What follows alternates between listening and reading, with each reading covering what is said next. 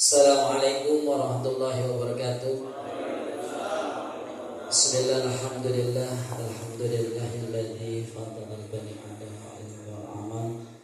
Asyhadu an la ilaha illallah wa asyhadu anna Muhammadan abduhu wa rasuluhu la nabiyya ba'dah. Allahumma shalli ala sayyidina Muhammad wa ala alihi wa sahbihi ajma'in, amma ba'du. Bapak-bapak, jamaah malam Rabu yang dimuliakan Allah Subhanahu wa taala. Wabil khusus pengurus Masjid Ar-Rahmah yang terhormat Ketua Umum Bapak Haji Kurnia Ahmadin, Sekjen Masjid Ar-Rahmah, akhirul kiram Bapak Khairuddin, dan para pengurus lainnya yang terhormat Bapak Ketua RW 09 Bapak Hidayatullah, Bapak Ketua RT 2 Bapak Edi Sohendi, akhirul kiram Bapak Haji Suryamin, Ustaz Nur Hasan, Bapak Aditya Ahmad Sukron, Ustaz guru kita Al-Mukarram Bapak Kiai Hanafi bin Kiai Ahmad, para asatid, para tokoh masyarakat, bendahara umum Taklim Al-Berbo Bapak Pat Tudi, serta ketua masjid dan mushola yang tergabung di forum malam Rebo yang dimuliakan Allah Subhanahu wa taala. Alhamdulillah, puji dan syukur berpanjatkan kehadirat Allah Subhanahu wa taala, di mana pada malam hari ini kita bisa bertatap muka kembali dalam rangka kegiatan rutin, yaitu setelah malam Rebo taklim keliling di berbagai masjid dan mushola RW 9, RW 4, RW 3, RW 5. Mudah-mudahan semuanya panjang umur, berkah selamat, dimudahkan segala urusannya, amin amin. Serta salam terbaik sampaikan kepada baginda Nabi besar Muhammad SAW. Bapak-bapak, saudara-saudara yang dimuliakan Allah Subhanahu wa taala, alhamdulillah tidak terasa kita kemarin baru di Musola Alisan, sekarang sudah di Masjid Ar-Rahmah. Itulah yang namanya peredaran waktu. Nggak terasa kita udah ketemu lagi. Tapi yang alhamdulillah ketemunya itu lagi, masih kita ketemu, masih kita diberikan panjang umur oleh Allah Subhanahu wa taala. Mudah-mudahan sampai akhir dari pengajian kita terus kita diberikan panjang umur oleh Allah Subhanahu wa taala. Kalau bisa sampai kiamat 2 hari lagi baru kita meninggal dunia. Ini kalau orang panjang umur enak ya, silaturahmi ketemu.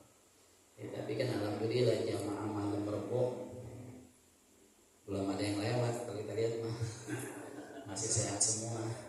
Ya, mudah-mudahan sampai pengajian kita bertambah lagi jamaahnya. Ya, mohon izin kata Pak M. Wasito, beliau tidak bisa hadir pada hari ini. Dia mengantarkan saudaranya berangkat ibadah haji. Mudah-mudahan diberikan keselamatan oleh Allah Subhanahu wa taala. Al-Fatihah. A'udzubillahi minasyaitonirrajim. Bismillahirrahmanirrahim. Alhamdulillahirabbil alamin arrahmanir rahim maliki yaumiddin. Iyyaka na'budu wa iyyaka nasta'in ihdinas siratal mustaqim siratal ladzina an'amta 'alaihim ghairil maghdubi 'alaihim waladdallin. Amin. Bapak-bapak sekalian yang dimuliakan Allah Subhanahu wa taala, mengingat masih ada rekan-rekan kita yang belum menyelesaikan rumah masa depan. Temboknya udah jadi, pintunya belum ada gitu. Ya kudu dibeli pintunya dulu supaya apa? Supaya rapet. Biar rapet, biar tidak ada yang masuk. Oleh karena itu nanti di grup Kalau yang tidak berkesempatan untuk menyerahkan di forum, selamat datang guru kita Bapak Ustaz Abdurrahman Mukhtai MPD.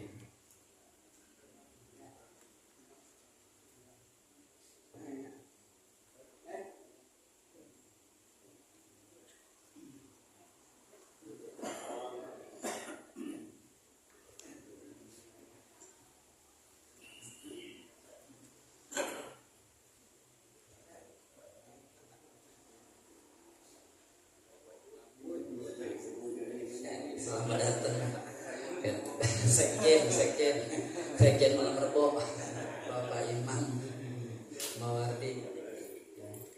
Jadi gini aja ya, kita nanti kasih nomor rekening aja di grup. Jadi yang kira-kira mau lunasin langsung ditransfer aja ke rekening BNI. Kira-kira setuju nggak? Ya, ya. Jadi biar saya juga sayang tinggal sana udah udah transfer, nanti bukti transfernya dipoto dikirim ke saya gitu, biar enak langsung masuk ke bank ya. Memang kalau masuk ke saya sama juga, saya ke bank lagi juga, jadi kayak 2 kali bolak-balik gitu ya.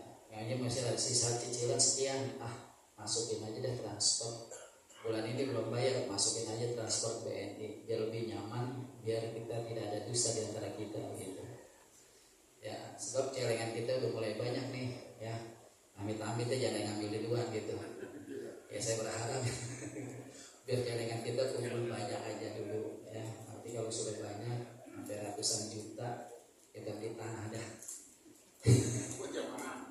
berjamaah ya. Kita mau bikin perumahan kayak apa kayak gitu ya kan. Kalau seandainya apa kan punya kuasa, kalau kita udah kita dapat izin, kita dapat restu dari Allah, tentunya duit kita banyak, miliaran ya, ratusan juta, miliaran, kita bisa bikin perumahan iya, kontrakan kayak hampir tiap bulan tuh iya, kita bikin perumahan atau perumahan kita terakhir kayak, atau perumahan benar-benar ya, perumahan yang lebih bagus, es aja, sungguh sangat sederhana gitu. Yang mudah-mudahan apa yang kita inginkan dikabul Allah Subhanahu wa taala. Ya, intinya kan tidak ada kemungkinan, yang namanya kita usaha ya insya Allah. Kenapa sih orang Wahabi, Darul Arqam, orang Syiah pada maju-maju? Karena mereka itu pola pikirnya lebih maju. Kita ambil manajemen dia, kita ambil cara dia, tapi pahamnya jangan kita ambil, tapi cara paham berorganisasi yang bagus bagaimana, ya berorganisasi yang baik bagaimana gitu. Itu yang kita ambil ilmunya, pahamnya jangan gitu. Artinya ilmu untuk mengatur itu kita ambil untuk kesejahteraan daripada jamaahnya semua gitu.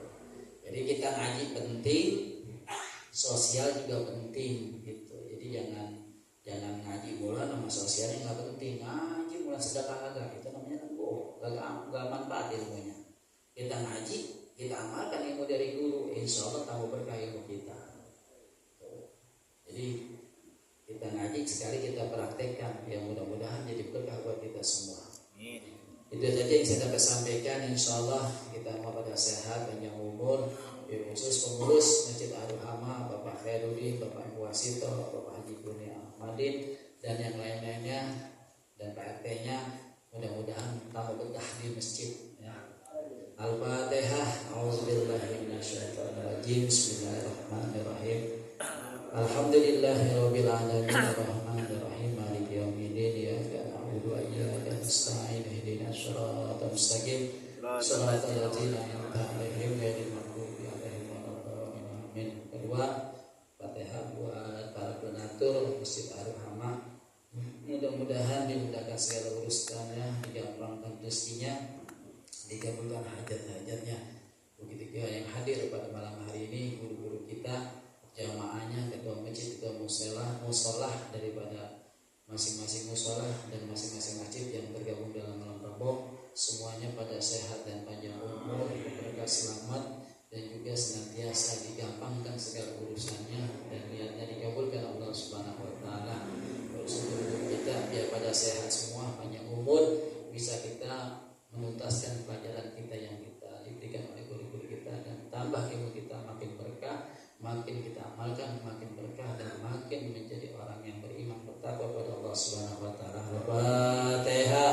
A'udzubillahi minasyaitonir rajim. Bismillahirrahmanirrahim. Alhamdulillahirabbil alamin arrahmanir rahim maliki yaumiddin. Iyyaka na'budu wa iyyaka nasta'in ihdinas siratal mustaqim siratal ladzina an'amta 'alaihim ghairil maghdubi 'alaihim waladdallin. Amin. Untuk malam hari ini Al-Hama insyaallah malam Rabu yang akan datang di Mushola Al-Makmur. Mungkin nanti di Masjid Hidayatul Muttaqin kita libur kali ya. Karena tanggal 17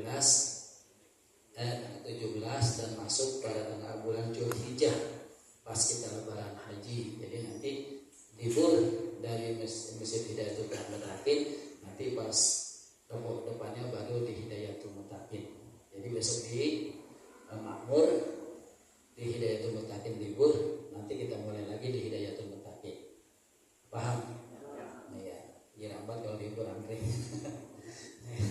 Oleh karena itu mari kita sama-sama dengarkan selawat Gustur insyaallah akan sama disampaikan oleh Bapak Haji Suryamin. Beliau Bapak silakan.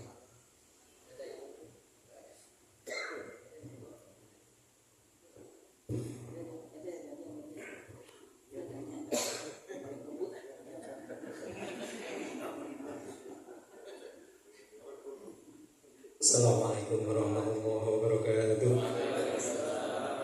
Allahumma salli wa sallim wa barik alaihi wa ala alihi.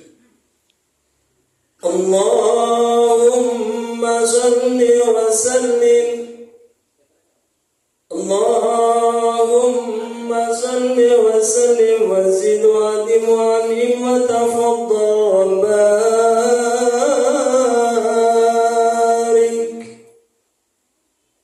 بجلالك وكمالك على زين عبادك وأشرف عبادك أسعد العرب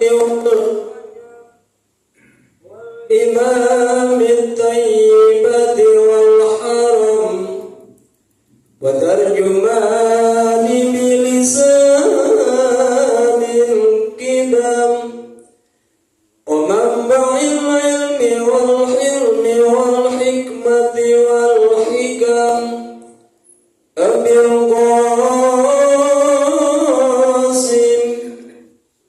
سيدنا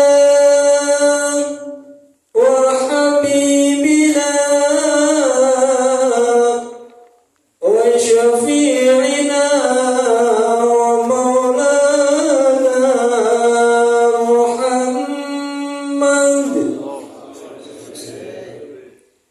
زده شرفا يا رب زده شرفا يا رب زده شرفا يا رب يا رب كرما وتعظيما ورفعة ومحبة وسلم رضي الله تبارك وتعالى عن ذوي الفحر العلي والقدر الجليل ساداتنا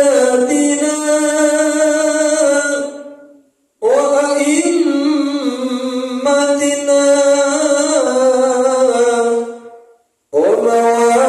وموالينا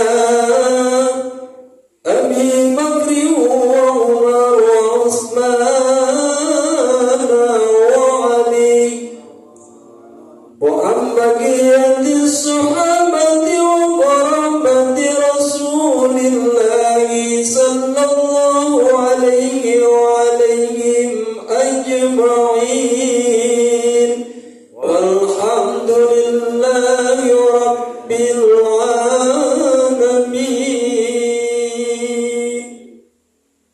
Assalamualaikum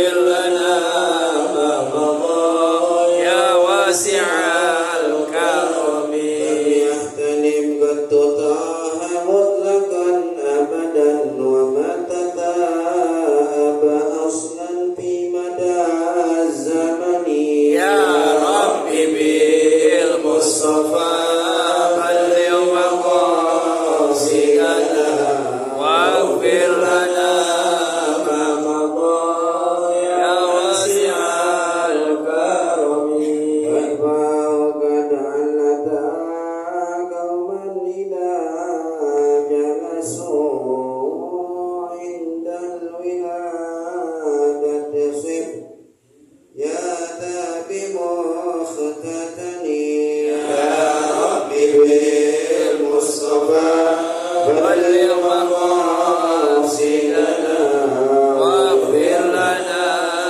ما مضى يا واسع الكرم اللهم صل وسلم وبارك عليه محمد النبي محمد صلى الله عليه وسلم وعلى اله وصحبه وسلم وذريته ثم الى ارواح الاولياء والشهداء والصالحين والائمه المجتهدين والعلماء العاملين ومشايخنا في الدين خصوصا الى شيخ الامام العالم العلامه بالشفاء وشيخ الامام العالم العلامه بالقاسم والجزء الشيخ الامام العالم العلامه ابراهيم بن محمد بن احمد البيجوري وصالحهم وابراهيم وبني الوقوف عليهم اجمعين من الآية المقول أبو يكي عبد الرحمن بن حكيم ومقول لك حجي أحمد بن بر عدل ومقول لك حجي عبد الرحمن بن حجي أحمد بن بر عدل ومقول لك حجي محمد بن شفي مصر ومقول لك حجي مصطفى حمد بن جهاد ورسولهم وأبراهيم ودم الوقوف عليهم أجمعين ثم إلى أرواح والدينا ومشايخنا ومعلمينا ودم الوقوف علينا جميع المسلمين والمسلمات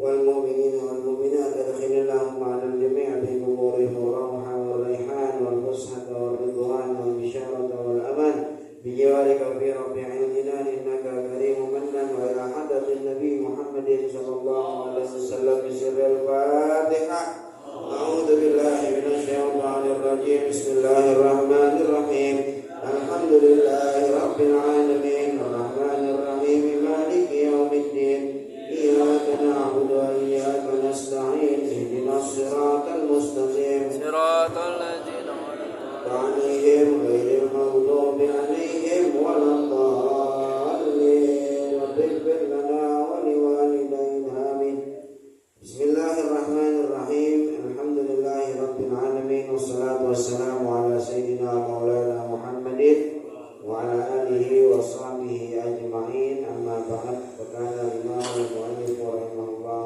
تعالى ودام نفعه وببركة علومه وبكم الدارين آمين قال رضي الله عنه. Saya lupa ngirim tuh ke Pak Patudin emangnya fotokopiannya. Nggak apa-apa dah ya, udah tinggal akhirin dah. Dengerin dah ya. Biasanya kan di fotokopi lupa, saya kelupaan ngirim. Bismillahirrahmanirrahim. Qala radhiyallahu anhu wa arba'un wa bi ba'din nusakhi wa arba'atun la tujzi'u fid dhahaya ahaduha al-awra'ul bayyinu ay zahiru awaruha wa in baqiyatil hadaqatu fil asahi wa arba'un dan ada 4 wa bi ba'din nusakhi di sebagian naskah manuskrip wa arba'atun menggunakan tak marbutah. Jadi ada cetakan arbaun, ada yang lagi arba'atun, ada yang mudzakkar, ada yang muannas. Ada 4 la tujzi'u tidak memadai. Maksudnya memadai di sini saudara tidak sah dijadikan kurban fid dhahaya pada kurban. Ada 4 kriteria hewan sakit atau cacat yang tidak sah dijadikan hewan kurban. Nah, saya jelasin dulu dari awalnya. 4 yang nggak sah ini, yang cacat ini, yang sakit ini adalah sakit yang mengurangi kuantitas daging untuk dikonsumsi, bukan kualitas, kuantitas, banyak sedikitnya daging. Sehingga 4 sakit ini tidak sah dijadikan kurban karena mengurangi kuantitas daging, ya. Mana yang pertama? Ahaduha, 1. Al-awra'ul bayyinu ay zahiru awaruha. Hewan yang buta. Al-bayyinu yang nyata. Ay al-zahiru yang zahir, awaruha akan oleh butanya. Jelas-jelas dia buta. Aurah itu, saudara, butanya sebelah. Yang kanan atau yang kiri salah satunya yang buta, maka itu disebut dengan aurah. Aidha hibatu dawi ihdal ainain. Hilangnya penglihatan salah satu dua mata, maka namanya aurah. Buta salah satu mata hewan yang dikurbankan, cirinya itu ada bayadu, al-bayadu bisawani aini. Ada titik putih di mata bola hitamnya tuh kambing. Nah, itu bola apa namanya? Hewan kurban. Kalau orang kita manusia kayak katarak kali ya. Modelannya ya. Nah, ada putih-putihnya tuh. Itu ciri tuh. Makanya di sini musannif bilang wa in baqiyatil hadaqatu fil asah. Meskipun masih ada bola matanya fil asahi dalam pendapat yang paling sahih. Meskipun matanya masih ada, cuman kalau dia ada putih yang sehingga menghalangi pandangan dia sehingga dia menjadi buta, itu tidak sah untuk dijadikan hewan kurban. Kalau kita beli hewan, maka kita perhatiin tuh matanya, ini buta apa kagak nih? Aurah itu buta salah satunya, kanan yang buta atau yang kiri yang buta. Bagaimana kalau dua-duanya buta? Ya apalagi min babil aula itu namanya amia. Kalau dua-duanya buta namanya amia. Kalau salah satunya buta namanya aurah, ya. Buta sebelah aurah. Kalau dua-duanya namanya amia. Apalagi dua-duanya buta. Yang matanya buta nggak sah dijadikan hewan kurban. Watani yang kedua al-arja'ul bayyinu arjuha. Hewan yang pincang. Al-bayyinu yang nyata, arjuha pincangnya. Sehingga bisa kita ketahui dari cara jalannya nih hewan berbeda dengan cara jalannya hewan normal. Orang kan kalau pincang kan kelihatan ya, gitu-gitunya ya. Hah? Beda kan sama orang jalan normal kan? Nah, al-bayyinu itu yang dimaksud kelihatan dari jauh pincangnya begitu kelihatan. Ya. Di sini musannif bilang nih, awas dengerin panitia. Walau kana usulul araji laha inda idja'iha litadhiyati biha bisababit tirabiha walaupun walau lil ghayah. Meskipun karena husulul arajilaha terjadinya pincang tersebut inda idja'iha litadhiyati saat membaringkan hewan untuk disembelih bisa babit tirabiha sebab berontaknya tuh hewan. Makanya saat kita lagi nyembelih sapi ya, kita mau robohin tuh sapi, hendaknya berlemah lembut, jangan buru-buru, takutnya ntar dijatuhin dia berontak, kakinya patah. Jadi pincang kagak tuh? Pincang. Yang ganti siapa tuh? Panitia yang ganti, bukan yang berkorban. Pengorban kan dia beli dalam keadaan sehat, diserahin ke panitia, nggak mau tahu disembelih dalam keadaan sehat. Apabila terjadi cacat saat hendak disembelih, maka yang ganti yang doman adalah panitia. Patungan dah tuh biar nyampe satu kebeli sapi. Jelas Pak, sini Pak. Jelas ya? Jangan, yang pincang jangan. Watari itu yang ketiga, al-maridatul bayyinu maraduha, sakit yang nyata sakitnya. Nah ini masuk nih yang saat MUI bilang PMK itu ya. Apa PMK? Penyakit mulut sama kuku. Ini nyata sakitnya ya. Wala yadurru yasiru hadhil umur, maka tidak bahaya. Maksudnya tidak bahaya itu tidak mengapa sah dijadikan kurban.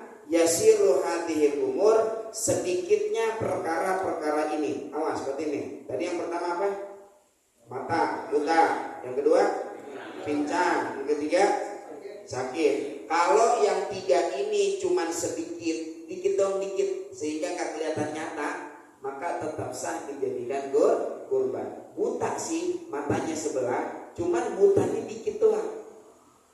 Atau pincang dia, pincangnya sehingga tidak bisa dilihat jalannya seperti orang pincang. Pincang mah pincang, cuman jalan masih kayak normal. Kan itu kan kayak sedikit banget pincang ya. Nah kalau ini masih tetap sah dijadikan hewan kurban. Kecuali kalau pincangnya udah nyata-nyata pincang, sampai begitu-gitu tuh. Nah ini baru tidak sah dijadikan hewan kurban. Jelas Pak? Sendiri Pak? Nah. Warabiu yang keempat, al-ajfa'u, sangat kurus. Wahiyal lati dhahaba mukhuha, yang hilang sumsumnya. Dhahaba dimaguha, hilang sumsumnya. Minal huzali, disebabkan karena terlalu kurus. Al-hasililaha, yang terhasilkan laha bagi itu ajfa. Hewan yang terlalu kurus sehingga tidak kelihatan, tidak terlihat sumsumnya, maka ini tidak sah dijadikan hewan kurban. Beli kambing kurus banget sampai kelihatan tulang-tulangnya, masya Allah. Ya, tidak sah dijadikan hewan kurban. Jangan yang terlalu kurus.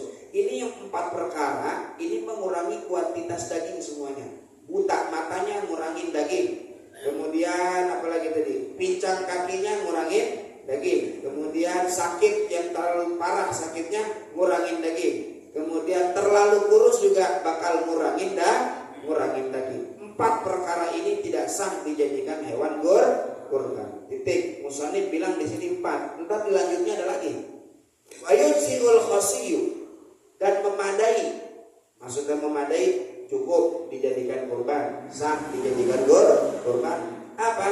Al khasiyu, yaitu maktuul khasyataini, hewan yang maaf giginya dipotong. Nah, itu khasi namanya tuh. Ya, digebiri. Hewan yang digebiri ini tetap sah dijadikan hewan kurban. Kok sah Ustaz? Pertanyaan, dakarnya kambing dimakan apa kagak? Hah? Dimakan nggak? Ada tuh orang makan torpedo, tapi torpedo ini, kan najis tuh ya, barang najis kan? Boleh nggak barang najis dimakan? Barang najis boleh nggak dimakan? Nah, boleh. Maka tidak mengurangi kuantitas daging sama sekali. Makanya hewan yang dikebiri itu tetap sah dijadikan hewan kurban. Bahkan Nabi SAW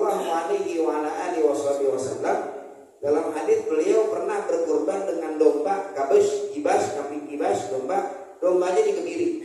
Bahkan kata ulama di sini dalam kitab Nasyatul Baijuri, hewan yang udah dikebiri itu dagingnya biasanya enak untuk dimakan. Kata ulama nih, wajib rumahku ti'a ziyadatul lahmihi katrotan wa tiban.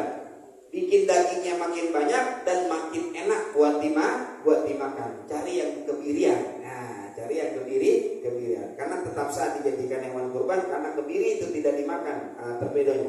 Terus wa maksurul qarni, hewan yang pecah tanduknya. Maksur itu pecah tanduk. Pecah tanduk enggak apa-apa. Tetap sah dijadikan hewan kurban. Tapi ada syaratnya nih, Pak. Illam yu'athir fil lahmi, apabila pecahnya tanduk itu tidak memberikan dampak dalam daging. Kalau nggak ada efek sama sekali dalam daging, ngurangin kuantitas daging, maka pecahnya tanduk ini tidak menggugurkan keabsahan kurban. Pecah tanduknya maka nggak masalah. Wa yusiu aidan faqitatul qurun, memadai pula hewan yang tidak punya tanduk. Kenapa kalau memadai? Karena tanduk nggak dimakan. Ada nggak yang makan tanduk? Nah, gua mau masa pakai pala, ada gua tanduknya, tanduk. Ada ngesok tanduk kan? Karena tanduk nggak dimakan. Karena nggak dimakan, pecahnya dia, hilangnya dia, nggak punyanya tanduk hewan, maka tetap sah dijadikan kurban. Wahiyal musammatu bil jalha, hewan yang nggak punya tanduk namanya jalha. Ya. So, kalau di masjid musola ada kambing yang nggak punya tanduk namanya jalha, gitu. Namanya apa? Jalha. Kambing garut ya. Wala yujziul maktu'atu, dan tidak memadai. Maksudnya nggak sah dijadiin kurban. Awas, tambahin lagi nih. Jadi musonif tadi jelasin, pertama yang nggak sah dijadiin kurban, kedua yang sah dijadiin kurban, ketiga yang tidak sah lagi. Tadi yang pertama yang tidak sah dijadikan kurban ada 4. Apa itu? Buta, kemudian pincang, kemudian penyakitan. Kemudian kurus. Yang sah dijadikan kurban tadi musonif sebutin 2. 1 dikebiri jadi nggak sah? Sah kurbannya. Kemudian apa lagi? Pecah tanduk atau tidak punya tanduk. Nah, musonif balik lagi, wala yujziul maqtu'atu. Tidak memadai, artinya nggak memadai, tidak sah dijadikan kurban. Apa? Maqtu'atu kullil udun. Hewan yang terputus semua kupingnya. Kupingnya apa namanya? Sumpung. Nah, kupingnya nggak ada, saudara. Maktu terpotong, terputus. Ini nggak sah dijadikan kurban. Wala ba'tiha, dan tidak pula terpotong sebagiannya. Sebagian putus nggak sah jadi kurban, apalagi kalau semua sumpung namanya itu ya. Nah, nggak sah dijadikan kurban. Kenapa? Karena kuping dimakan bisa. Nah, masih lagi kan? Nah, kan tadi saya bilang yang tidak mengurangi kuantitas daging, karena kuping bisa dimakan. Walal makhluqatu bila udun, dan tidak sah juga dijadikan hewan kurban. Apa? Al makhluqatu bila udun, hewan yang lahir tanpa kuping. Emang dari lahirnya nggak punya kuping. Kambing Garut tuh ya, domba Garut tuh saudara nggak punya kuping tuh dia. Ya, nah ini nggak sah dijadiin hewan kurban. Pernah kejadian ya di musola Anisan, pernah kejadian. Ya, ada yang beli kambing, saya lihat kupingnya mana nih, kagak ada. Nah, panggil yang punya, telepon beli penjual, ternyata katanya kambing Garut katanya, domba Garut. Oh, terputus nih kupingnya, bila udun. Nah, tidak sah dijadikan hewan kurban. Walal maktu'atud danab. Awas bacanya jangan danbun. Nah, baca danab, danbun artinya dosa, danab artinya ekor. Walal maktu'atu, dan tidak juga sah apa yang terputus ekornya. Ekor putus enggak sah. Wala ba'tiha, dan tidak pula sebagian ekor. Ya, mesti sempurna ekornya dia. Pertanyaan, kalau kambing ada yang dipakai apa itu? Jepitan apa itu? Buat tanda-tanda. Ya, tuh gitu tuh. Kan robek tuh. Ya. Kalau robek bagaimana itu kuping? Sah apa enggak? Awas, perhatikan. Bedakan kata maktu dengan kata syakun.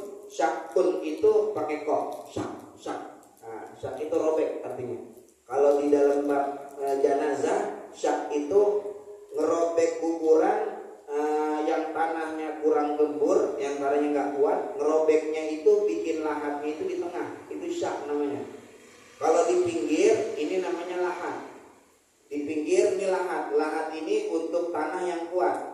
Kalau tanah nggak kuat maka dibikin sunnahnya itu syak. Nah, kalau bahasa orang Betawi kacapuri namanya. Tahu kacapuri? Nah, apa? Kacapuri. Gua lagi ngaji sama guru ngomong kacapuri kata guru namanya. Ya, kalau ke pinggir ini namanya lubang landak. Kalau di tengah namanya kacapuri namanya. Ini bagi tanah yang tidak kuat struktur tanahnya, maka dia pakai syak. Ngerobeknya di tengah tuh. Kalau lahat ngerobeknya di samping tapi kagak kesono Pak. Ini kalau kita ada yang meninggal, saudara kita ada yang meninggal, biar tahu lahat itu galinya ke bawah, bukan ke samping. Biasanya begitu tukang gali kubur kan ngenek ya. Ngenekin orang lagi kan, bukan dari ngaji. Kalau ngaji lubang lahat itu ke bawah. Kenapa kok ke bawah? Nanti yang nahan mayit saat madhep kiblat, apa nih namanya ini? Punggungnya. Punggung pundaknya itu kalau jatuh nggak bisa, kenapa? Ketahan tanah tuh. Ya. Sedangkan kalau lahatnya ke samping itu bisa jatuh karena kan bantalannya di bawah ya. Bisa jatuh. Dinding ari kan kagak bisa kadang-kadang ada yang kagaknya nggak sampai sama pundaknya jenazah. Begitu doang tuh. Bisa jadi jenazah berubah arah kiblatnya tuh jatuh gitu. Makanya bikinnya ke bawah. Ini lahat yang sebenarnya begitu. Nah, kalau kita saudara ada yang meninggal, ada yang tugasnya misalnya lu tugas di kuburan, lu bilangin tukang gali kubur tuh bikin lahatnya jangan cowok ke samping, cowok ke bawah gitu. Itu lahat. Paham nggak kira-kira? Hah? Kalau nyowak ke bawah aman tuh jenazah, nggak bakal jatuh. Kan madhep kiblat, contoh menghadap kiblat kan begitu tuh, ada tuh. Kenapa? Karena ada tanah di samping. Ya, Jadi nggak bakalan berubah. Kalau seandainya waktu samping sampai maksain jenazah sampai turun-turun gitu tuh, sampai kayak pengen ngerebak saudara, saking apa? Saking biadiminya mepet sama tanah atas. Wah ini bisa jadi nyiksa mayit, dan juga bisa jadi mayit yang ngadep kiblat, dadanya kudu madep kiblat. Lah kalau mayit agak sedikit tunduk, dadanya madep bawah yang ngadep kiblat. Paham tuh kira-kira? Karena dalam menguburkan jenazah wajib menghadapkan ke arah kiblat. Paham ya? Nah itu namanya syak, ngerobeknya di tengah. Kalau struktur tanahnya nggak kuat, ya ngerobeknya di tengah. Nah, kalau syak itu robek, kupingnya robek. Kalau maktub, kupingnya copot. Yang nggak sah yang copot. Kalau robek tetap sah. Robek ngapleh doang, belum sampai putus umpama. Nah langsung buru-buru potong. Nah biar sah dijadikan kurban. Selama masih dia bersambung dengan kepala atau kambing, itu tetap sah dijadiin kurban. Tapi kalau udah sebagian copot, putus, nah, maka tidak sah dijadiin kurban. Paham ya? Nah, titik sampai situ. Wa yadkhulu waqtu dzabhi, masuk waktu penyembelihan lil udhiyati bagi hewan kurban, min waqti sholatil id, dari waktu mulainya nih, mulai penyembelihan.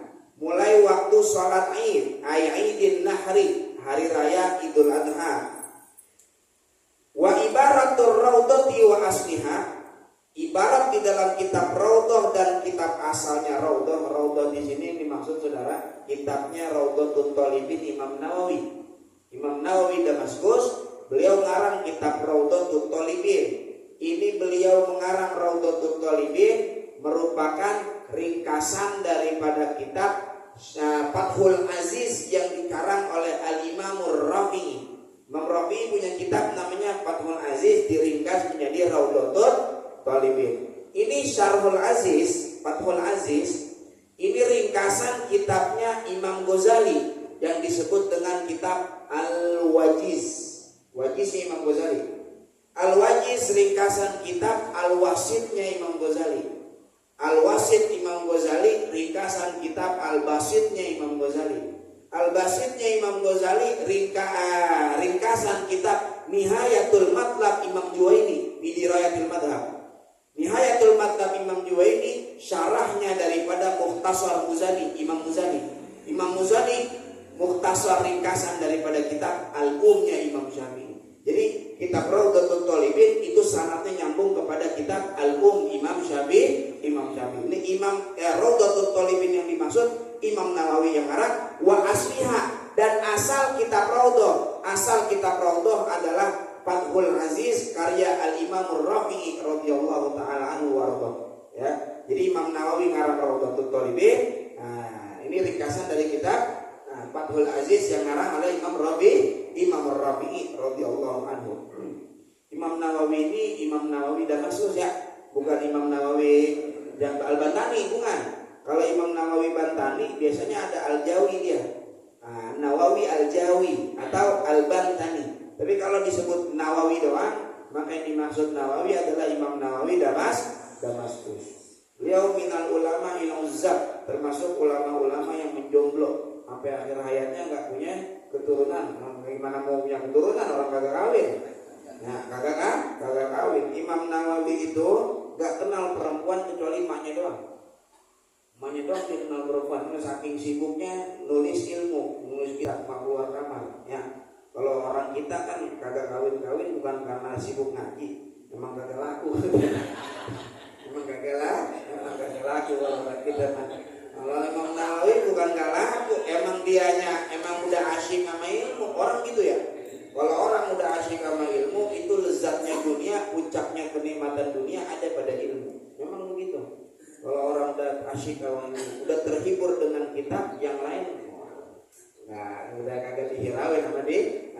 Pernah tuh Habib Abdullah bin Husain bin Thahir tuh ya. Nah, dia punya saudara Habib Umar bin Yahya. Saat menikah dia tahu nih Umar bin Yahya ini, dia kalau dikasih kitab yang ajib pasti bakalan lupa semuanya. Nah, paginya dia nikah, malam pertama ditaruh kitab sama pamannya Abdullah bin Husain bin Thahir, ditaruh depan kamarnya. Dilihat sama Umar bin Yahya, ajib baca. Semalam mandi baca suatu kemudian kata besok pagi bininya cemberut. Mau apa? Bininya kagak disentuh pisan. Wow, pengantin baru malam pertama nggak disentuh. Nah, kalau lakinya asik-asikan baca kitab, karena udah lega dengan ilmu. Paham ya? Jelas ya? Nah, ulama-ulama itu memang lezatnya dengan ilmu, ngajar, ngaji, itu aja kan. Ya, represinya dia ada di dalam kitab. Kalau kita mau punya mantu, ya, mau punya anak, ya, yang kiai, yang ustaz siap-siap jalan-jalan. Jalan-jalan. Emang apa? Karena refreshingnya dia bukan ke puncak, refreshingnya dia bukan ke mall, kemana? Refreshingnya dia ada dalam kita. Itu paham ya? Nah, jadi paham gitu ya? Kan berdua ini ya. Mantu gue jarang jalan, anak gue jarang diajak jalan ini. Jadi sekalian kasih tahu itu ya. Ya, bukan apa-apa bukan. Sekalian kasih tahu.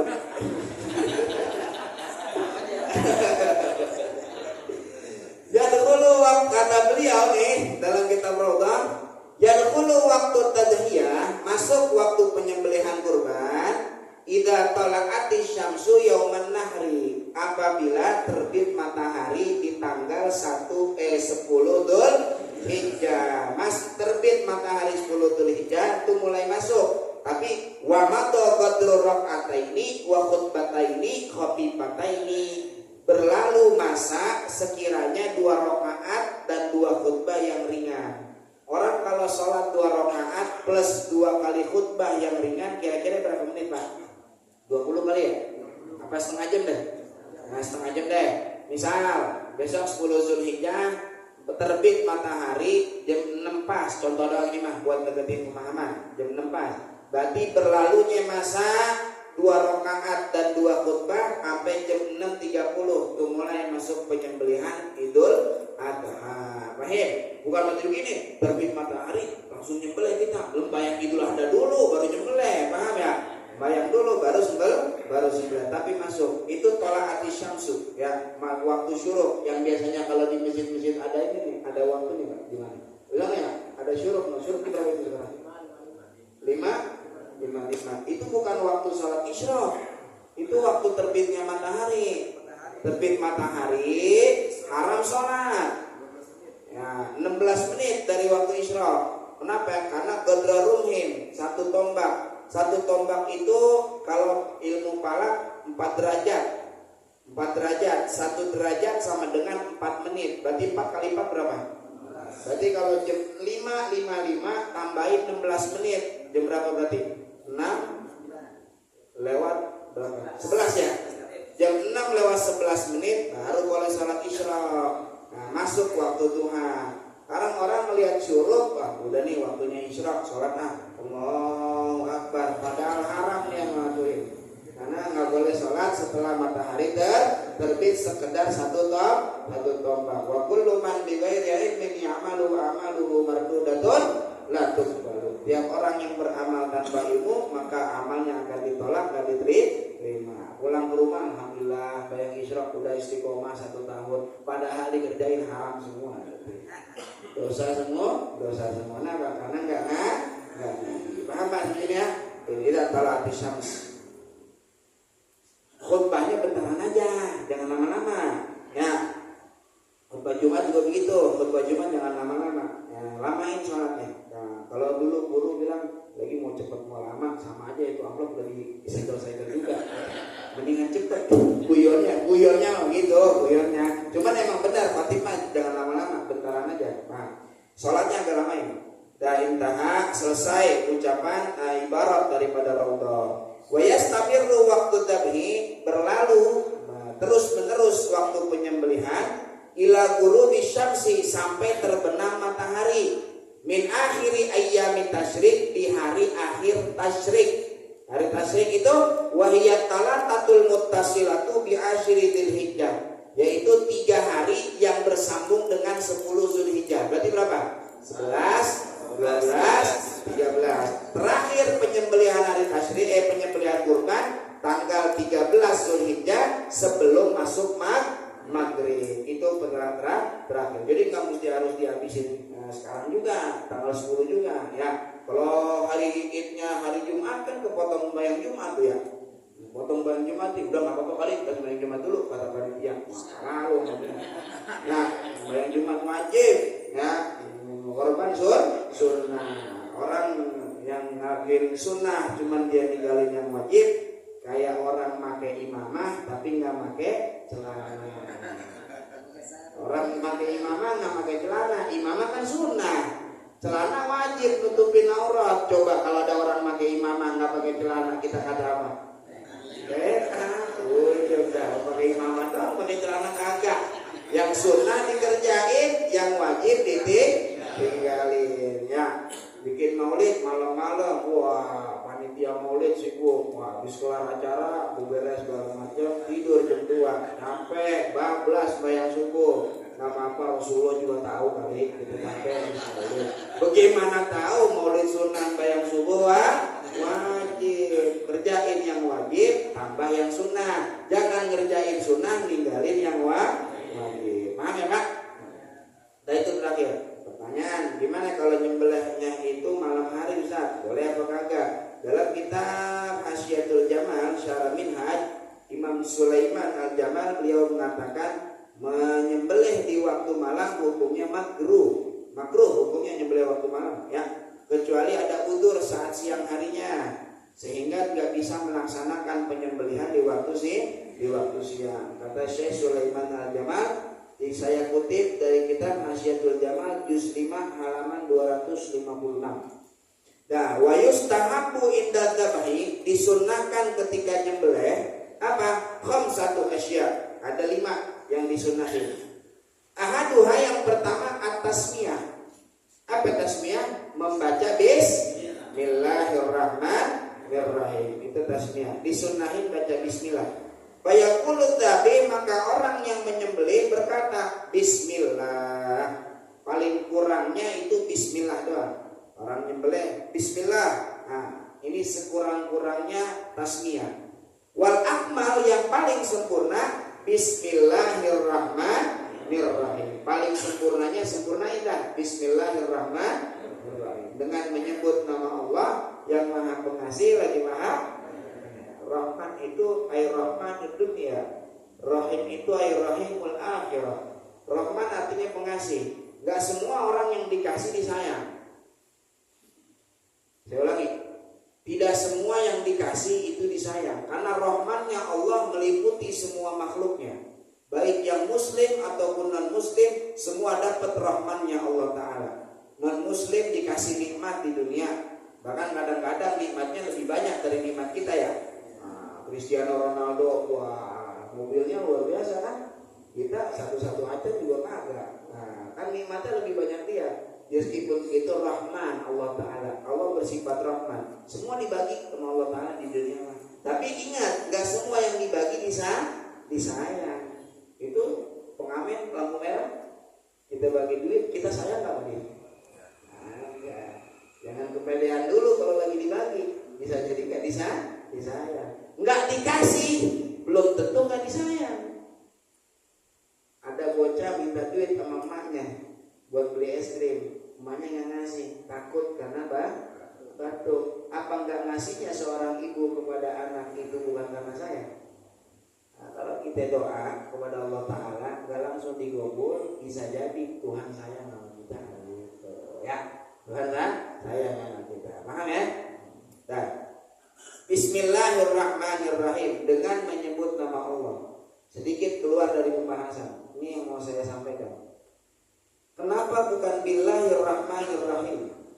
Dengan zat Allah yang Maha Pengasih lagi Maha Penyayang. Kenapa kudu pakai nama? Kan lebih bagusnya kan langsung zatnya Allah, bukan pakai nama. Bismillah kan dengan nama. Kok pakai nama? Kudunya yang kalau mau enaknya kan lebih bagusnya lagi billah, dengan zat Allah yang Maha Pengasih lagi Maha Penyayang. Tapi kok pakai kata ismi di sini? Bismillahirrahmanirrahim. Ini menunjukkan saudara, awas. Di sini ada hukum wasilah. Tawasul namanya. Tawasul. Kalau kita nggak bisa langsung ke Allah Ta'ala, ada wasilahnya. Ya ayyuhalladzina amanu taqullaha wabtaghu ilaihil wasilah, cari wasilah. Gak nyambung ente kalau ke Allah Ta'ala langsung, cari wasilah. Wasilahnya apa? Nama Allah Subhanahu wa Ta'ala. Kita jadikan itu wasilah. Maka yutabarraku bil musamma yutabarraku bil ismi. Sebagaimana kita ngambil keberkahan dari zat Allah Ta'ala, maka kita diambil keberkahan juga dari isimnya. Namanya berkah. Zat Allah berkah nggak? Hah? Berkah nggak zat Allah Ta'ala? Nah, kalau namanya Allah Ta'ala berkah nggak? Berkah. Tahu dari mana? Berarti ini ngaji agak dikit-dikit. Ada kaidah begini. Maka raba syai'an yu'tahumuhu. Perkara yang mendekati sesuatu, maka diberikan hukum sesuatu tersebut. Sesuatu yang paling dekat dengan sesuatu lain, maka dia diberikan hukum sesuatu yang lain. Saya kasih contoh langsung lah biar paham kan. Mana sih bro? Ini deh. Ya, sama ini. Dari mana? Ini masjid. Ada teras nih. Teras masjid bukan Pak? Teras masjid bukan? Bukan. Teras bukan masjid. Yang masjid mana ini nih? Tapi teras karena dia dekat dengan masjid, maka dia diberikan hukum masjid. Orang kalau di masjid lagi junub boleh nggak? Nggak boleh. Orang malah lagi junub belum mandi masuk masjid, haram hukumnya. Hah? Haram. Ada lagi? Wanita lagi haid masuk masjid boleh nggak? Nggak boleh. Sebagaimana wanita haid dan orang junub masuk masjid nggak boleh, maka mereka berdua di teras diam nggak boleh juga. Kan teras bukan masjid itu kan? Betul bukan masjid, tapi dia dekat dengan masjid, maka diberikan hukum masjid. Paham nggak sampai sini Pak? Jualan di masjid boleh nggak? Nggak boleh. Maka jualan di teras masjid hukumnya nggak boleh. Memasukkan najis ke dalam masjid boleh nggak? Nggak boleh, haram hukumnya masukin najis ke dalam masjid.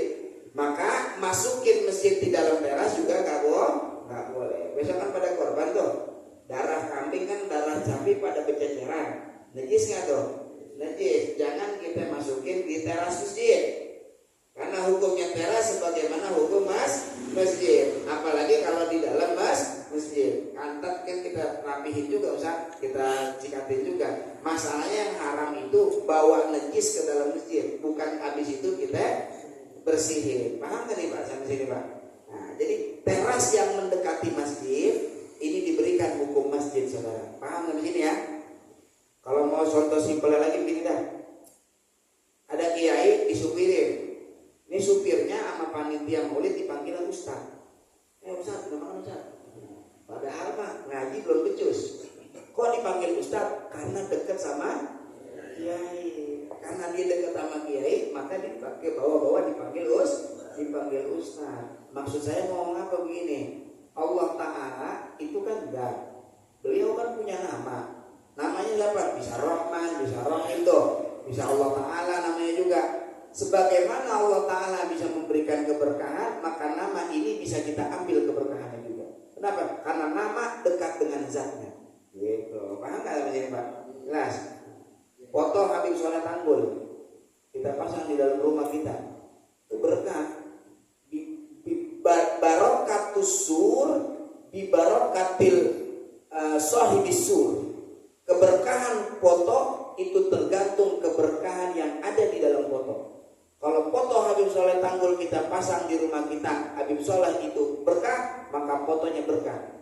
Kalau di rumah kita pasang foto Rolling Stone berkah kagak? Kagak, maka kagak berkah juga. Gitu, kagak. Nah, aku pasang foto kiai, pasang foto Habib di rumah, gitu. Biar apa? Biar rumah jadi berkah. Paham ya sampai sini Pak? Terus satu, baca apa tadi? Bismillah. Walau lam yusami, jika dia enggak baca bismillah, halal madbuh, maka yang disembelih tetap halal. Ya lupa enggak baca bismillah, halal karena ini sunnah. Watani yang kedua sunnah dalam menyembelih as-salatu ala nabi sallallahu alaihi wasallam, bersolawat kepada Nabi sallallahu alaihi wasallam. Saya singkatkan, ini udah pada bosan juga nih kayaknya. Udah kelamaan, perasaan baru bentar nih. Nanggung dikit lagi habis Pak.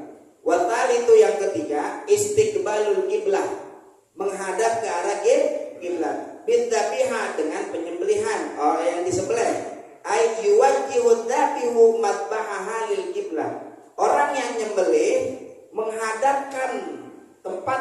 sembelihannya ke arah kiblat. Sini potong gimana? Hah? Di leher Pak. Di sono mah mati. Potong di sono, sapinya di sini nggak mati. Kan jadi semangat lagi, sejar lagi ya, sengaja sih. Madbah itu leher. Madbahnya leher. Menghadapkan lehernya kambing, lehernya sapi kemana? Ke kiblat. Yang madep ini bukan wajah. Wajah kambing, wajah sapi kan kadang ada yang sampai dibengkek ya. Ya, itu kan kagak madep kiblat. Kalau berarti misalnya sono barat, berarti kan kalau kepala diikuti berarti madep selatan ya, berarti ya. Ah, nggak apa-apa kalau kepalanya madep selatan mah. Yang penting sunnahnya lehernya madepin kiblat tuh. Dan juga bukan cuma hewannya aja yang disembelih madep kiblat, yang nyembelih juga madep kiblat. Tapi kita nggak pernah nemuin juga sih ya, yang nyembelih belakangin kiblat. Hewan madep sono nyembelih dari sono, mungkin itu nggak ada juga. Nah, madep kiblat. Nah, dengan menjadikan bagian kiri hewan itu berada di bawah di bumi. Berarti kalau hewan madepnya ke kiri ya, nah, gitu. Kalau dia madepnya ke kanan kayak orang mati, lah susah yang nyembelih ini. Ya, ngambilnya kan dari kanan biasanya, paham ya? Nah, makanya dia begini, ngerebahinnya ke kiri. Nah, tinggal nyembelih dah tuh, paham? Nah, madepin ke arah kiblat. Terus, warabiu yang keempat at-takbir, membaca takbir. Ai qabla tasmiyati, sebelum bismillah, wa ba'daha, dan setelah bismillah. Berapa kali? Talatan. Kata siapa? Nih berarti kama qolal Mawardi, sebagaimana yang dikatakan oleh Al-Imam Mawardi. Imam Mawardi ini beliau punya kitab namanya Al-Hawi Al-Kabir. Nah, 17 jilid. Ini beliau punya kalangan dalam madzhab Imam Syafi'i. Termasuk kitab-kitab yang tua, tiap-tiap kitab yang lama. Imam Mawardi namanya. Ya. Dah, jadi begini nih Pak. Sebelum bismillah 3, setelah bismillah 3 baru sholawat takbir. Allahu akbar, Allahu akbar, Allahu akbar. La ilaha illallah, Allahu akbar. Allahu akbar walillahil hamd. Ini kan paling sempurnanya. Ya kalau begitu mah kelamaan. Itu baru dihitung 1. Allahu akbar, Allahu akbar, Allahu akbar, walillahil hamd. 3 kali udah takbir, bismillah. Bismillahirrahmanirrahim, potong tuh sembelih, takbir lagi. Allahu akbar, Allahu akbar, Allahu akbar, walillahil hamd. Baru baca sholawat. Allahumma sholli ala sayyidina Muhammad wa ala ali sayyidina Muhammad. Jadi 3 kali sebelum bismillah, 3 kali setelah bismillah. Berarti urutannya gini ya, takbir, bismillah, takbir, sholawat gitu. Ini siapa yang bilang? Kama qala al-Mawardi, sebagaimana yang dikatakan oleh Al-Imam Mawardi. Paham? Wal khamis, yang terakhir, yang kelima, ad-du'a bil qabul, membaca doa dengan harapan diqabul oleh Allah Subhanahu wa taala. Fa yaqulu dzabih, maka berkata orang yang menyembelih, Allahumma hadhihi minka wa ilaika fataqabbal. Maksudnya apa nih? Ai hadhil udhiyah, ini hewan kurban, nikmatan minka, sebagai nikmat, minka darimu, alayya atasku, wa taqarrabtu biha ilaika, dan aku mendekat kepadamu, biha dengan ini kurban, ilaika kepadamu, fataqabbalha, maka terimalah kurban ini. Jadi baca doanya, Allahumma hadhihi minka wa ilaika fataqabbal, maka terimalah ya Allah. Paham Pak ini Pak? Nah, masalah nih, ada masalah di luar pembahasan yang ada di kitab. Saya tutup deh kitabnya. Kemudian ada lagi Pak yang dalam masalah sunnah, yaitu menajamkan pisau tidak di depan hewan kurban. Hewan kurban depannya udah ya ngasahnya di depan psikopat tidak ya. Jangan. Nah, golok juga kalau bisa jangan sampai dilihat ya. Najeminnya jangan sampai dia lihat karena kan lagi jadi panik itu dia. Kemudian menyediakan air untuk diminum hewan sebelum disembelih. Jadi sebelum disembelih kasih air dulu, minumin dulu ya, biar dia rileks. Itu sunnahnya. Yang ketiga, menggiring hewan dengan lemah lembut ya, jangan dipaksa. Jangan. 4, menjadikan sisi kiri hewan. Nah, ini tadi udah saya sampaikan. Kemudian ada lagi masalah saat kita menyembelih jangan sampai pisau kita naik. Nah, syarat menyembelih itu sah bila mana hulkum dan mari itu sudah putus. Hulkum itu saluran pernapasan, mari itu saluran makanan, minuman. Kalau udah putus tuh hulkum dan mari, kemudian lepas di pisau, masih gelepek-gelepek, ditambahin lagi, tambahin lagi dah, sampai digorok lagi palanya. Ini bisa jadi ngasah hewan kurbannya. Bukan ngasah aja, ini bisa jadi bangke hewan kurbannya. Bisa jadi apa bang? Bangke. Bangke itu haram dimakan. Nah, kalau udah putus hulkum dan mari, dia kelepek-kelepek, udah diam. Ntar didiamin juga lama-lama mati nggak? Mati. Kalau kita tambahin lagi, malah menjadi bangkai jadinya. Kalau bangkai tidak boleh dimakan. Paham Pak? Sampai sini Pak? Karena tentu di video yang lucu tuh, yang orang lagi nyembelih tiba-tiba jatuh gitu tuh. Ya. Nah, itu pertanyaannya hulkum dan mari udah putus belum? Belum. Maka dia nambahin lagi baru sah. Ini masalahnya hulkum dan mari udah putus. Diangkat pisau, kelepek-kelepek, tambahin lagi. Nah, ini bisa jadi kagak sah. Udah cukup sekali dengan penyembelihan. Paham Pak ini Pak? Nah, ada Pak kalau misalkan nanti yang menyembelih itu karena belum putus terus ragu-ragu daripada nanti ganti orang kesal kan? ganti orang motong lagi. Ya motong lagi sama aja. Kagak sah juga. Jangan dua kali kalau hukum dan mari udah putus. Biarin aja, ntar lama-lama juga dia mati sendiri. Nah, syaratnya hewan kurban sah dijadikan kurban saat sembelih yang terakhir dia dalam keadaan hayatun mustaqirrah. Apa hayatun mustaqirrah? Kehidupan yang masih nyata dan tetap bagi dia. Kalau udah kelepek-kelepek begitu didiemin mati nggak? Mati. Kecuali kalau nih hewan berontak baru kita potong, wah ini mah kalau didiemin nggak bakal mati-mati. Ini namanya masih hayatun mustaqirrah. Boleh kita sembelih lagi kalau gitu. Tapi kalau dia kelepek-kelepek udah diemin aja. Didiemin juga lama-lama mati. Nah ini udah bukan hayatun mustaqirrah namanya. Ini namanya hayatun mustamirrah. Tinggal nunggu aja ajalnya tiba gitu. Paham ya Pak? Nanti jangan dua kali baik.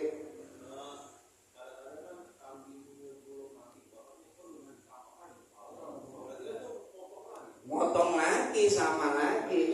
Ini jadi bangkai juga. Pastikan benar-benar dia sudah mati baru kita bawa tempat penyesetan gitu. Baik ya? Nah, jangan dibawa ke tempat penyesetan kalau kita belum yakin itu udah mati. Baik.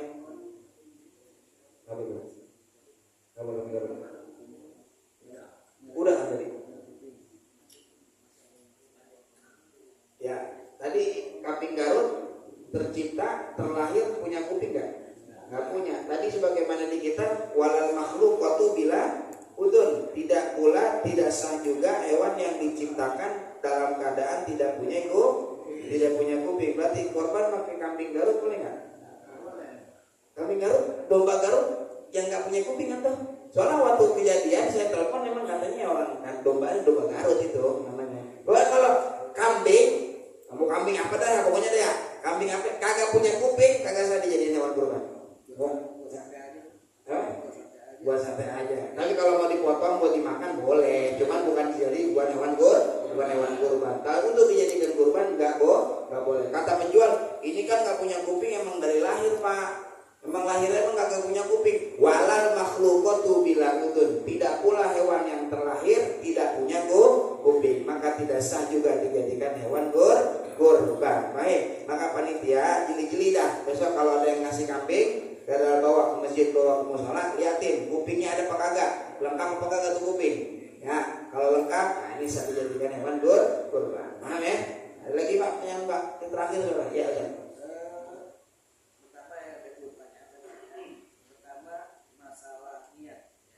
Oh betul nih itu belum ada. Ada juga masalah kulit, itu juga berbahas baru kemarin baru dikatakan masalah kulit. Bagaimana hukumnya? Kulit kayaknya udah saya jelas di Arafah. Di Arafah udah dijelasin. Nah, Kita aja udah. Udah kulit, masalah kulit. Jadi masalah niat kapan? Iya. Penyerahan ya. Kan nanti takut nanti kita hukum mati itu. Misalnya waktu dia niatnya bagaimana? Atau mungkin kalau di tabungan sapi itu pada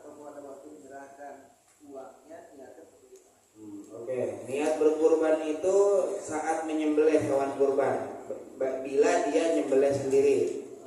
Boleh juga niatnya sebelum penyembelihan. Saat kapan? Saat dia membeli hewan kurban. Jadi ini pengurban pas lagi beli hewan kurbannya, dia niatin di situ. Ya, aku niat melakukan sunnah kurban. Awas, ada kata sunnahnya. Nggak ada kata sunnahnya, ntar jadinya nadarnya nadar hukmi tuh. Aku niat berkurban, nah jadi nadar hukmi. Ya, jadi nggak boleh makan daging. Aku niat nadar sunnah kurban untuk diriku, kalau untuk buat dia. Kalau buat orang lain dia sebagai wakil untuk si fulan karena Allah Ta'ala. Baik. Bisa juga niatnya pas beli gagal niat, nyerahin ke panitia baru dia niat. Nawaitul udhiyatal masnunata an nafsi lillahi ta'ala. Aku niat melakukan kurban sunnah untuk diriku karena Allah Ta'ala. Saat nyerahin ke panitianya dia niat di dalam hati. Panitia kasih tahu, udah pada niat belum nih Pak? Bu, pengurban. Belum udah niat. Yaudah, kita cari niatnya. Aku niat sunnah kurban sekalian mewakilkan kepada panitia. Agar nanti penyembelih saat dia nyembelih hewan kurban nggak perlu lagi nih niat. Kenapa? Karena pengurban sudah niat, sehingga yang menyembelih tidak perlu lagi niat. Masalah kulit udah clear Ustaz. Kemarin kita bilang cari panitia yang miskin. Nah kalau udah miskin dia disuruh jual kulit. Udah jual kulit, nah biar dibagi-bagi dah. Ntar jadi pahala dia nih, pahala yang miskin tadi. Ya kita kasih tahu, lu kan emang jarang banget sedekah. Bayang Jumat juga kan bawa duit 2.000 aja kan kagak. Sedekah lu mah kan tahunan sekali. Nah, ini misalnya kulit laku 600.000, emang duit lu nih. Cuman kan lu pada punya temen kan panitia korban pada capek. Ya, terus bagi-bagi dah gitu. Kita kasih tahu tuh dia tuh. Nah, lu mau pakai 200-300.000 buat tuh, 300.000 buat teman-teman lu ya enggak apa-apa dah, dibagi. Paham ya? Kita kasih pengertian pelan-pelan. Takutnya buron 2 minggu. Baru balik ke musola 2 minggu kemudian kata dia mau apa? Duit gua begitu. Paham nggak tuh kira-kira apa? Jelas ya, kasih tahu ya. Nggak apa-apa sih kalau dia buron juga, cuman tandain tahun depan jangan dijadiin panitia. Coret aja namanya lah. Coret aja. Yang begini jadi diajak ngaji dia, jangan diajak ngaji. Kalau diajak ngaji jadi tahu. Jadi tahu. Udah lu nggak usah ngaji, udah dia di rumah gitu. Paham ya? Nah, masalah kulit udah kelar, itu solusi bagi panitia kurban yang bingung masalah kulit. Bapak tuh kayaknya mukanya masih belum paham. Ya gimana? Kalau yang korban untuk satu keluarga itu boleh nggak? Satu keluarga. Satu kambing satu keluarga. Emang ada hadisnya. Nabi SAW itu niat, Allahumma hadihi min Muhammad wa min ali Muhammad wa min ummati Muhammad. Ya Allah, ini dari Muhammad. Satu kambing satu buat Muhammad. Wa min ali Muhammad, dari keluarga Muhammad. Berarti yang lebih dari lebih dari satu. Udah gitu, wa min ummati Muhammad, dan dari umatnya Muhammad. Berarti satu kambing Nabi buat semua umatnya, keluarganya, dan buat Nabi. Berarti boleh dong berdasarkan hadis itu. Itu hadis nggak selesai Pak. Ulama mentafsirkan hadis tersebut itu khususiat buat Rasulullah. Itu yang khusus untuk Rasulullah. Rasulullah satu kambing boleh untuk lebih satu kalau Nabi. Tapi kalau umatnya enggak, satu kambing satu orang. Enggak boleh satu kambing untuk satu keluarga. Itu hadisnya ada. Iya, hadisnya ada. Itu khusus Nabi. Karena enggak semua yang khusus untuk Nabi itu diperbolehkan juga umat untuk ngelakuin. Boleh enggak Pak Batudin punya bini 6? Enggak boleh. Berapa minimal? 4. Tapi itu boleh lebih dari 4, itu khusus buat Nabi ya. Kan kita bukan Nabi ya gitu. Paham ya? Jadi khususiat untuk Rasulullah itu nggak bisa dipraktekkan oleh umatnya. Satu kambing untuk satu orang. Tapi kalau pahala, saya niatkan pahalanya untuk keluarga saya. Nah ini baru boleh. Tapi kalau kurbannya tetap untuk satu orang. Paham ya Pak? Kalau udah kelihatan ada darahnya berarti paham gitu. Kalau pucat bagi ya nggak paham ya. Nggak apa-apa. Bagus. Alhamdulillah cukup ya. Udah malam nih 9:30. Wallahu a'lam bis-shawab. Ya Rabbana tarafna tarafna wa annana asrafna ala laza fatub alaina taubat tagsilu kulla haubat wastur lana al-awrati wa aminir rawati wa ghfir li walidina rabbi wa mauludina wal ali wal iwani wa sairil khilani wa kulli dhi mahabba au jiratin wal muslimina ajma'in ya rabbi asma fadlahu wa juda manna la biktisabi minna bil mustafa rasuli nazabi kulli suli salla wa sallam rabbi alaihi addal habbi wa alihi wa sahbihi adada tarsis sahbi walhamdulillahi bil bardi wa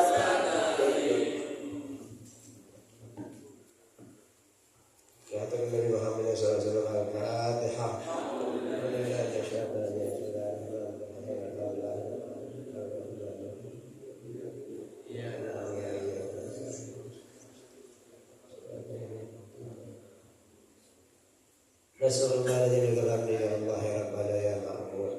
Allahumma shalli wa sallim ala sayyidina Muhammad fil awwalin wal akhirin wa sallallahu alaihi wa ta'ala ala kulli sahabati rasulillahi ajma'in alhamdulillahi rabbil alamin hamdan syakirin hamdal hamidin hamdan wafirin alhamdulillah ya Rabbana lakal hamdu kama yanbaghi li jalali wajhika wa li sultan. Allahumma shalli wa sallim ala sayyidina Muhammad wa ala ali sayyidina Muhammad. اللهم اجعل يا كريم لتذكرك والتابعين للكرم ولكتابك ورسولك والتابعين على طاعتك واجتنبنا توفنا يا ربنا مسلمين واهلنا بالصالحين ووالدنا واحبابنا والمسلمين. اللهم اجعل جمعنا هذا جمعا مرحوما وتفرقنا من بعده تفرقا معصوما ولا تجعل فينا ولا بعد شقيا ولا محروما ولا مكرونا برحمتك يا ارحم الراحمين. دعوهم سبحانك اللهم وتحيتهم في السلام الحمد لله رب العالمين. Terima kasih kepada guru kita. Mudah-mudahan apa yang beliau sampaikan lebih paham dan kita lebih mengerti dan bisa kita amalkan ilmu yang disampaikan oleh guru-guru kita. Insyaallah malam Rabu yang akan datang di Musholah Al-Makmur di membaca kitabnya guru kita Al-Mukarram Bapak Kiai Haji Hanafi bin Kiai Ahmad. Itu bersama kami Bapak bisa hadir kembali setiap Bapak. Yang depan itu kotak di bawah makmur ya. Terima kasih. Assalamualaikum warahmatullahi wabarakatuh.